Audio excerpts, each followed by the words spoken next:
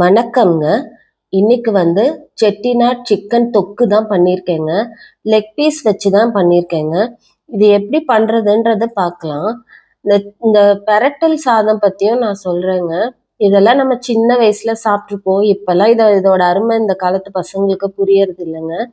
இந்த செட்டிநாட் தொக்கு எப்படி பண்றதுன்றத இப்ப பார்க்கலாம். வாணலியில எண்ணெய் வச்சுட்டு சோம்பு தாளிச்சிருக்கேன் நானு. சோம்ப தாளிச்சிட்டு வெள்ளைப்பூடு உரிச்சு வச்சிருக்கேன், அதையும் போட்டுக்கிறேன்.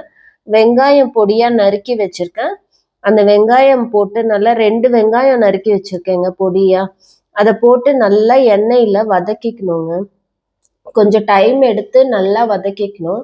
ஏன்னா அப்பதான் அந்த டேஸ்ட் நல்லா இருக்குங்க. இஞ்சி பூண்டு பேஸ்ட் ஒரு 2 ஸ்பூன் சேர்த்துக்கிறேன் நான். அந்த 2 ஸ்பூனையும் சேர்த்து வெங்காயம் எல்லாம் பச்சை வாசனை போற அளவுக்கு நல்லா வதக்கிக்கணும். வதக்கின பிறகு நான் என்ன பண்ணியிருக்கேன்னா, சிக்கன் லெக் பீஸ் க்ளீன் பண்ணி மஞ்சத்தூளும் உப்பும் போட்டு பெரட்டி வச்சிருக்கேங்க. அதை இதுல சேர்த்துக்கலாம். இந்த ஆனியனோட சேர்த்து நல்லா ஒரு பெரட்டி விட்டுக்கலாங்க.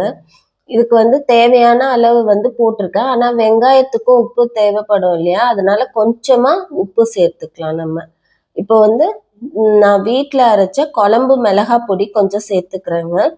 தனி மிளகாத்தூள் ஒரு 1/4 ஸ்பூன் சேர்த்துக்கிறேன். அப்பதான் நல்லா கார சாரமா இருக்கும் நம்மளுக்கு. இதையும் போட்டு சிக்கனோட ஒரு 2-3 நிமிஷம் நல்லா வதக்கணும். இந்த தேங்காய் தக்காளியோட நான் 2 முந்திரி பருப்பும் சோம்பு கொஞ்சமும் சேர்த்துருக்கேங்க. இந்த திக்னஸ்க்காக 2 தக்காளி, முந்திரி பருப்பு, சோம்பு, அவ்வளோதான். அதை அரைச்ச விழுதுதான் அந்த கிண்ணத்துல ஊற்றிருக்கேன். அது நல்லா பெரட்டி மூடி வச்சு வதக்கினா பாருங்க இந்த ஸ்டேஜுக்கு வந்துடுங்க. இப்போ நம்மளுக்கு சிக்கன் நல்லா வெந்திருக்கும், இருந்தாலும் இன்னும் நல்லா சுருள வதக்கிட்டு தேவையான அளவு மிளகுத்தூள் போட்டுக்கிறேங்க.